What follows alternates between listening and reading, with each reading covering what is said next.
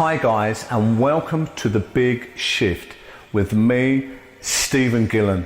We're going to deep dive and give you the most raw entertainment and content, the latest current issues and transformational stories in business, entrepreneurship, crime and entertainment. The Big Shift, where everything is possible.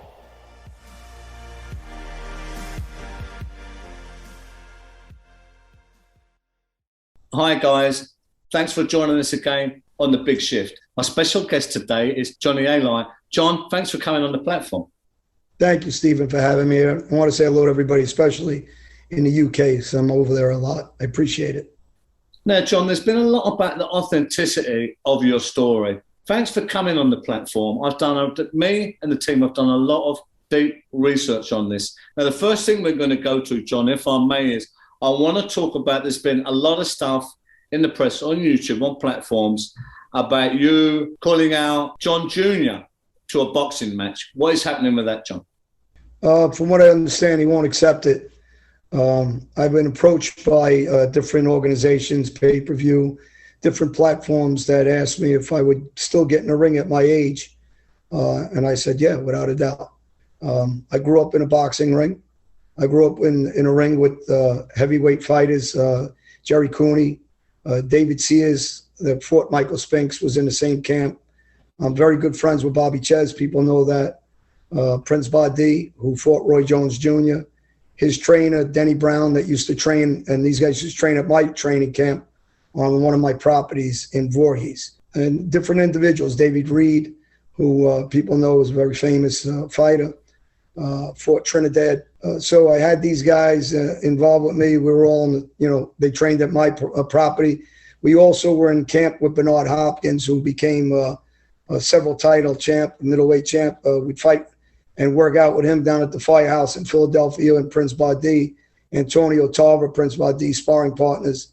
So I've been around the game for a while, and these are my personal friends, some of them. Thanks for that, John. Now, for people who may not know some backstory on this, why have you called out John Gotti Jr.? I'm just going to get straight to the questions and be very specific. Why, John?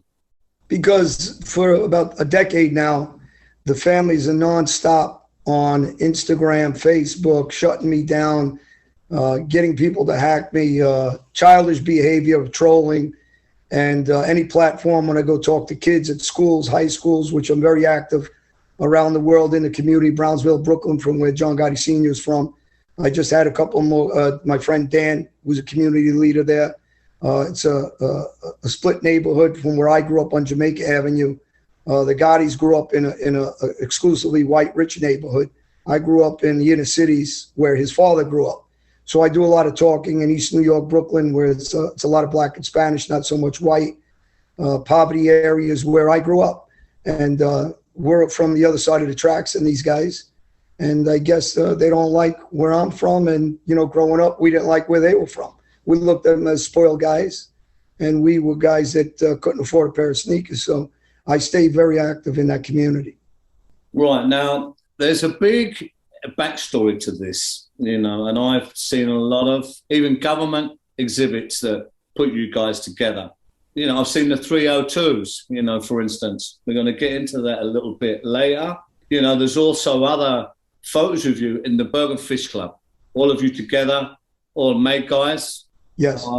This goes right the way back. I mean, look I've got here, from 1982, John, 83, certainly till 1990, you was around this family all the time. Is that correct? Yeah, I was around Fat Andy Ruggiano, who was the boss under Albert Anastasia, and he caught a case in about 82. I believe he went away in about 84. Gotti Sr. was straightened out in about 79. Jeannie Gotti, his brother, was straightened out a little before him, a year before in 78. And Gotti took over in about 83 in our neighborhood as the captain, and I was around Gotti from 83 until Gotti went to prison in the end of 90. So I was around through the whole reign of Gotti's reign for about a decade. Now, there's a lot of stuff have been out there. Like I say, the team has done a lot of research. We have to. We're just about the facts, John, really. We need to get to the facts. We've collated a lot of different stuff. We've had a lot of different opinions. I've even talked to a lot of the guys on there, with different approaches to get to the truth of the day of what went on. You're with the Gotti family and Gotti Sr.'s wife there. There's some other people there. So look, to go back a little bit, for someone who was obviously best of friends in that life back in the day, there's a lot of photos, a lot of evidence there that certainly suggests that. Why this bad blood, John?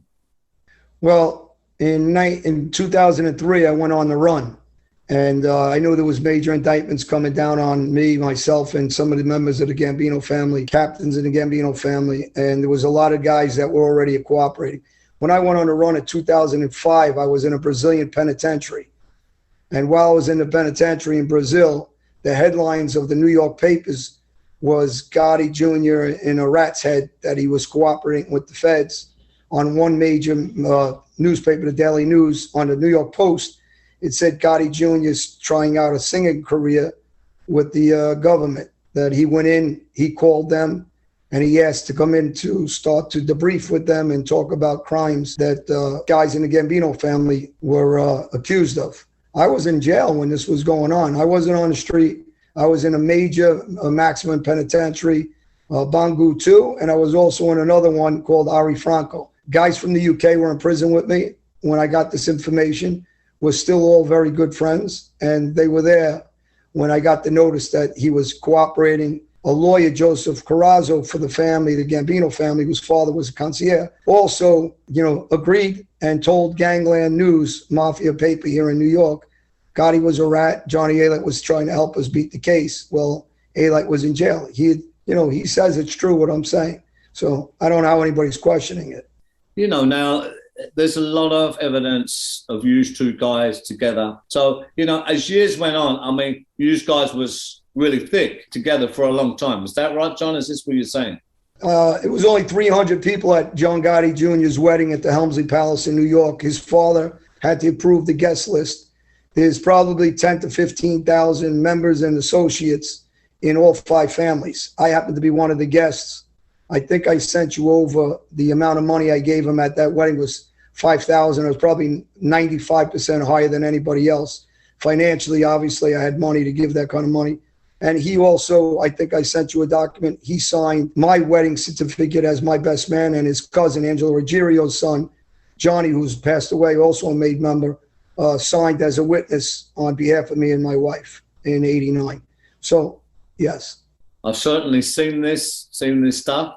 John, I have it here in front of me. People would say, John, of the evidence that we have here, that certainly you was friends, and you navigated a lot of stuff years ago together. Yeah, there's bad blood that comes. Why can't you guys sort it out then? What is the big hurdle that can't be gotten over, where you can't put stuff to bed and stuff to rest and get on with your lives? Stephen, I could put it to rest and bed. There's guys, serious gangsters that were trying to kill me. I'm friends with all of them. Guys and family members that testified against me, cooperated against me. I shake their hand and I'm friends with them and I socialize with them. I have no problem getting along with Gotti also. Their family chooses to carry a narrative comparing him to me, and it doesn't matter after the fact that Gotti ratted. He went in. The New York Mafia, the Italian Mafia in Italy and Canada all recognized John Jr. as a rat, and they would kill him if he went to Canada or Italy. They're not killing the same here in New York, but I guess if they had the opportunity to kill him here too. He's known as a rat. He can't fool the public, but for life, his legacy is he ratted, he cooperated. Now, how somehow he's comparing me to him, that's never going to change that fact.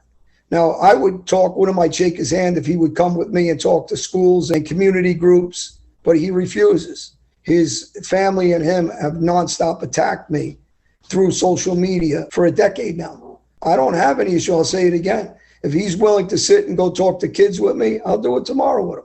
But if this continues and the false narrative, I'm not going to allow that. The false narrative is not going to be pushed. The truth of the story, and that's fine. But like I said, The people that were my ultimate enemies, that killed some of my friends and family members, I'm friendly with them now. The truce was up. We put the white flag up, and we support each other. And I don't do it by words. I do it by actions. I moved on with my life. I do a lot of things with the young kids and groups, juvenile centers, colleges, high schools, not just in this country, in several countries. They asked me to come out and talk. I think you're very familiar with Forbes magazine.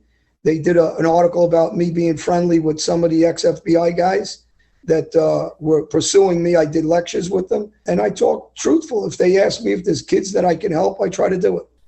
Okay, John, let's go to this one, because this is an objective interview, and people would say there are two sides to every story. So we're just going to go straight to it. What do you say to people then, John, who would say you're a rat, or you cooperated, or, you testified for the government? What would you say to those guys?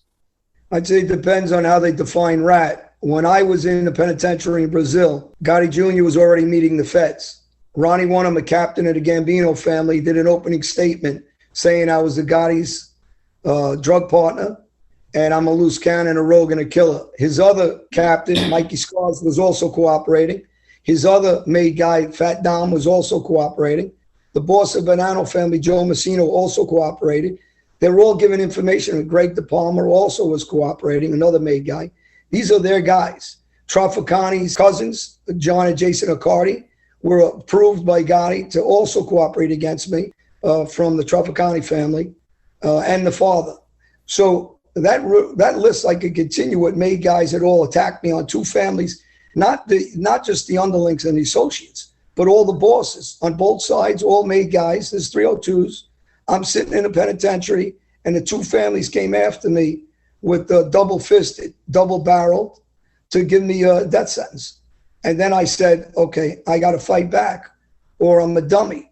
So, I was loyal to a cause. I left this country. I left my family. I stood in a concentration camp in Brazil for almost 3 years while these guys are flipping one after another against me. So if people consider me a rat after that, so be it. I'm okay with it. I know that I held out and I did what I did to protect my enemies, not just my friends. And really, it doesn't matter what they think of me, whether they call me a rat or not. Doesn't change the fact that John Gotti is still a rat, regardless of what I did. I've seen some of the 302s, John. Facts, we're going to the facts here. Interesting reading a lot of them, really, right? But there's stuff here, there's one here, Junior Gotti saying, what should we do with Johnny Alite? This goes right back to the day, and there's a quote here that's saying, he'll never rat. I mean, this is just stuff, Right. It's down to people to make up their own opinions from this, and we're going to come with the facts, right? So it's methodical all the way through. What do you say to that about these 302s, John? That's Michael Scars Di Leonardo. He was a skipper, 1994. He made that statement. John Gotti Jr. made that statement to Michael Scars as a captain in the Gambino family who also started cooperating, gave that information to the FBI, and John Gotti Jr. said, basically what Ronnie Wonham said, I was a loose cannon. I was out shooting and killing some of the guys from the Gambino family and their associates. And he said, don't worry, Alite will never rat. He's a gangster's gangster. That's John Gotti Jr. saying that in 1994. And that's on a 302 government document from who John Gotti Jr. says was his right-hand man and best friend, Mikey Scars Di Leonardo. I mean, these are these guys' words, not mine. Okay, so what is the point, John, of doing this, calling out John Gotti Jr. in the ring to sort it out? What's the real point of it, and what do you hope to gain by that, John? Yeah, you're not going to gain much out of it, honestly. Anybody says I'll give a portion to the kids that they're offering us exuberant amounts of money. I give a portion of it to the children and organizations. And it's just to stop this, because I don't know how to stop the day and night trolling, the day and night harassing my family and kids. I don't know how to stop these guys. If we did it, and I've shown enough evidence, and hopefully after you walk it through this way and ask me any question you want, I don't hide from any questions. I still live in the neighborhood. Actually, I'm doing the interview in my neighborhood right now in Howard Beach. I'm here 3-4 days a week in the same neighborhood. I'm not like most guys. I didn't go somewhere else and hide. I try to be as honest and precise. And if people don't like to hear the truth, I can't jam it down their throat. So I just want the nonsense to stop at this point. I have a son myself who's in prison. Okay, so what does John say? What does John Jr. say about accepting that call out, accepting that match? Is he going to accept it? Does he want to accept it? What are you guys doing? From what I understand from everybody in his camp and friends and family, he says there's no way he'll do anything with me. No way he'll make any kind of money with me, or no way he'll get involved with me in any activities or any talks to kids or schools. And, again, that's his prerogative. He can hate me for the rest of his life if he wants. I moved on with my life. Maybe he's not going in a direction he's happy with his life, so he can't be like the rest of us. The rest of us shake hands and we're gentlemen and we move on. I mean, I got some serious killers that were after me that I'm friends with now. So I'm not just talking nonsense.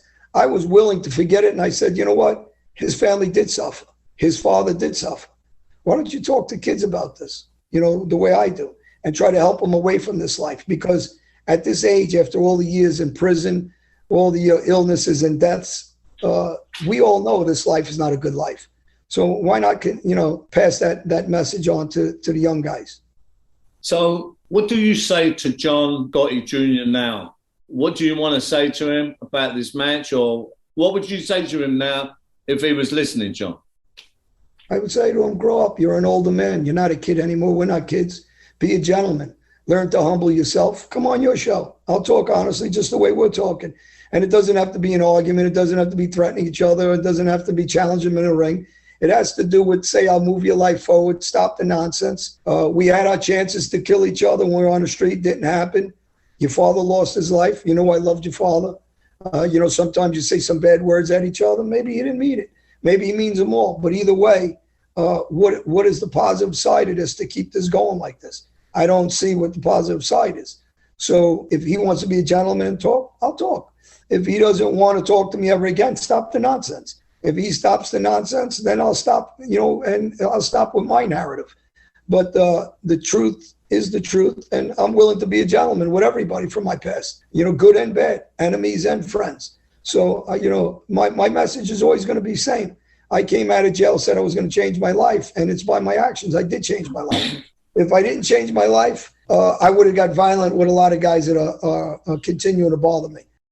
Thanks, guys, for listening in on another gripping edition of The Big Shift with me, Stephen Gillen. We really look to inspire and really help and support our audiences in business and entrepreneurship out there. Stay tuned for much more great content and many other benefits. Have a look in the bio below. Follow me there, guys, for a lot more other great things that will be coming to support you on your wonderful journey.